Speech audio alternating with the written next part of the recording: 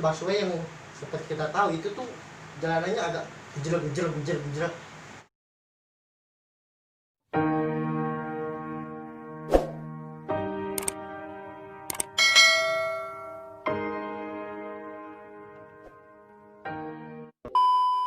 Oke guys, kembali lagi bersama gua Dwi Julian Saputra, dan di video kali ini kita bakalan ngajarin bocah-bocah yang baru saja menjadi Gojek.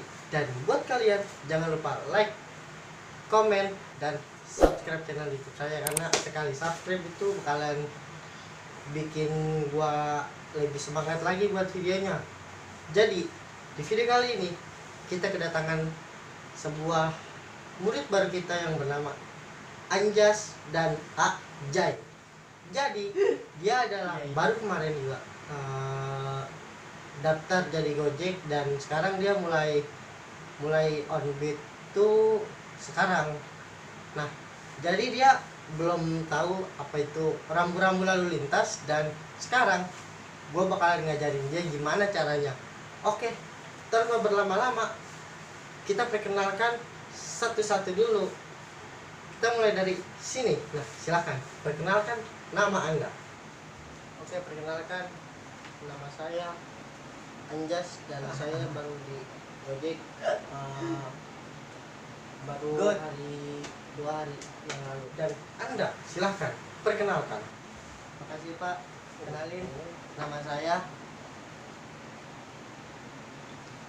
Ajay. Saya baru di Gojek. Kalau mungkin ya 2 hari yang lalu saya baru tadi sore membuat, dan sekarang saya kesini buat belajar sama bapak. Oke, jadi kalian baru pertama nih menjadi Gojek kan, jadi kita bahas suatu yang lebih mudah dulu. Rambu-rambu yang pertama adalah, nah ini gimana? Apa yang kamu ketahui tentang rambu tersebut? Mulai dari Anjas, silakan. Kalau menurut saya sih itu adalah jalan yang nggak boleh dilewati, Pak. Ya betul. Tapi kalau menurut saya itu masih kurang tepat. Dan Ajay sekarang, silakan deskripsikan. Yang ketahui itu adalah jalan. Kalau dilihat dari rambunya sih pokoknya kayak jalan busway, jalan perboden, atau mungkin jalanan buat pejalan kaki atau sepeda. Masih kurang tepat juga. Dan di sini saya akan menjelaskan. Jadi rambu tersebut adalah rambu di mana kita harus tidak boleh melewati jalur tersebut, karena mungkin saja adalah rambu yang satu arah, mungkin perbodan atau sebagainya, dan mungkin juga itu adalah busway. Nah, tapi di sini saya akan menjelaskan secara detailnya. Yang pertama yang harus Anda lihat adalah, kalian lihat dari lawan arah tersebut, apakah ada motor atau apakah ada mobil, dan Anda lihat tuh apakah macet atau tidaknya. Jadi kemungkinan kalau di lawan arah ada motor, nah kemungkinan itu tidak ada polisi. Jadi yang bertuliskan sesuai gambar ya, tanda strip begitu, tandanya kan tidak boleh lewat. Nah itu menjadi boleh lewat kalau nggak ada polisi. Kalau nggak ada polisi, buat Gojek itu boleh lewat, tapi kalau ada polisi itu tidak boleh. Jadi seperti itu. Kalian harus mengerti apa-apa yang kalian tuh nggak tahu. Jadi kehadiran gua di sini tuh buat ngejelasin ke kalian. Kalian kalau ngelihat jalur rambut seperti ini, kalian harus pastikan. Saya ulang ya, ini adalah kesimpulannya adalah kalian harus melihat di lawan arah tersebut atau di arah tersebut ada motor, ada mobil, atau tidak. Jadi kalau ada kemungkinan itu di depan, itu nggak ada polisi, jadi kalian bisa melewatinya. Dan seandainya kalian bisa melewatinya dan Anda pastikan jalan tersebut lagi macet, kalau macet silakan Anda lewat. Dan kalau tidak macet, Anda tidak perlu repot-repot lewat jalur busway, karena jalur busway yang seperti kita tahu itu tuh jalanannya agak gejrek jelek, jadi lewat jalan yang biasa saja. Dan yang harus kalian tahu, busway itu kecepatannya mungkin 30 km, dan kita sebagai Gojek kalau kecepatan 30 km mau sampai kapan, nyampainya kapan? Jadi saran gua, kalau ada busway di depan, jangan lewat jalur busway terlebih dahulu. Selang busway-nya baru kita masuk ke jalur busway. Oke, next. Dan saya akan bertanya lagi kepada kalian, buat kalian yang masih baru-baru dan kalian lewat arah berlawanan, pasti jika Anda mau memutar arah itu Anda pasti melihat tanda seperti ini dan tercoret. Dan jika tercoret seperti ini, maka artinya Anda tidak boleh melewati rambu tersebut. Tapi kalau di Gojek itu kalian nggak perlu cari yang kagak ada tadi tuh bete silangannya yang berwarna biru kan. Kalau kayak begini nggak warnanya merah nggak jelas. Jadi kalau yang lama itu lama warnanya biru. Nah, jadi Anda tuh tidak perlu lewat tempat lewat atau cari putaran arah yang berwarna biru. Jadi Anda langsung saja melewatinya. Karena kenapa? Kalau Anda itu lewat sono ya atau kejauhan, jadi kalian harus langsung melewati saja.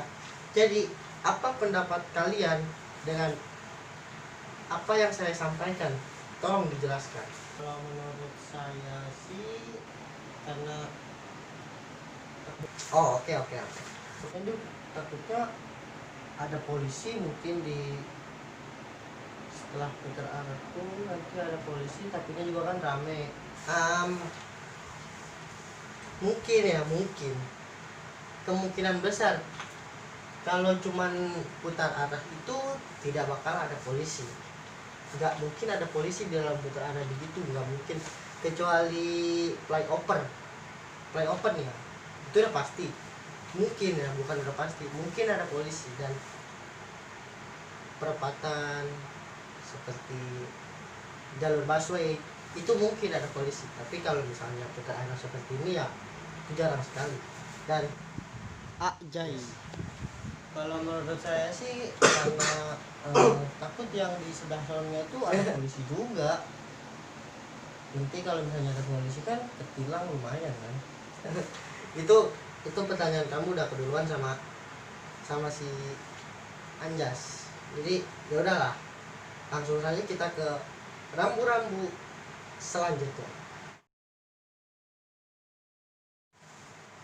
Oke, dan selanjutnya adalah ini dia. Ini adalah rambu apa? Dan tolong kalian jelaskan. Anjas, silahkan. Kalau saya boleh tanya ya, kayaknya sih kalau lihat dari rambunya itu kan bergambar motor disilang. Kita mungkin saja itu kayak flyover, mungkin jalur busway, betul sih. Biasanya sih ada di apa namanya, flyover, atau ya kalau jalan tol kan sudah pasti.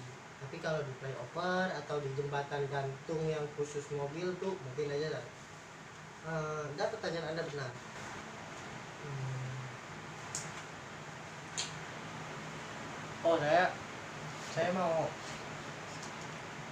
Saya nggak tahu sama sekali nih soal rambu-rambu kayak gitu. Saya mau lihat aja lah. Saya mau dengerin aja dulu. Anda tidak mau bertanya nih jadinya? Oh iya, silakan Anda dengarkan saya. Jika Anda tidak ingin bertanya, mungkin pertanyaan Anda itu sudah didahului oleh si Anda. Jadi dia udah keduluan sama dia. ingatkan, bukannya Oke. keduluan sih anak-anak. Jadi kalau sekarang zamannya itu buat kita para Gojek lagi Covid seperti ini, kita harus cepat-cepat menuju tujuan agar orderan kita itu cepat selesai. Ketika orderan kita selesai, pasti kita merasa, wih, duitnya nih udah cair nih. Dan kita ketika orderan tersebut sudah selesai, kita bakal mencari order selanjutnya. Jadi dalam mendapatkan order, kita harus segera cepat-cepat untuk segera menyelesaikannya. Dan kalau sudah selesai, kita bisa mendapatkan order yang lainnya, ya kan. Nah, jadi kenapa ada rambu seperti ini saya jelaskan, karena rambu ini tuh bagi Gojek itu sangat menguntungkan sekali, sangat-sangat berharga sekali. Dan gimana cara telaahnya? Nah, cara telaahnya begini, sama seperti jalur busway yang sebelumnya kita jelaskan, tadi tuh, ya kita harus jaga mata yang pertama kan. Mungkin yang namanya polisi itu nggak mungkin dia jaganya itu di tempat naik flyover, yang nggak mungkin, pasti dia di tengah-tengah. Dan kita kalau di tengah-tengah, mau nggak mau lawan arah atau kita hadapin polisi.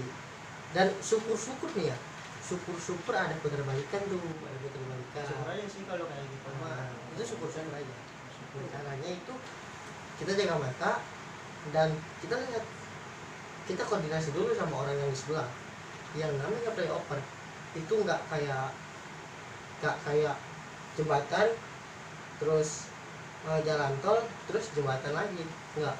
Jadi dua jalur tersebut itu saling berdekatan, dan kita lihat apakah di lawan arah tersebut ada mobil, ada mobil pasti, ada motor atau tidak. Jadi di situ kita bisa tahu kan, di sana pasti tidak ada polisi, karena dari arah yang berlawanan itu ada polisi. Jadi kita nggak perlu takut, dan kita harus melewatinya dengan cepat.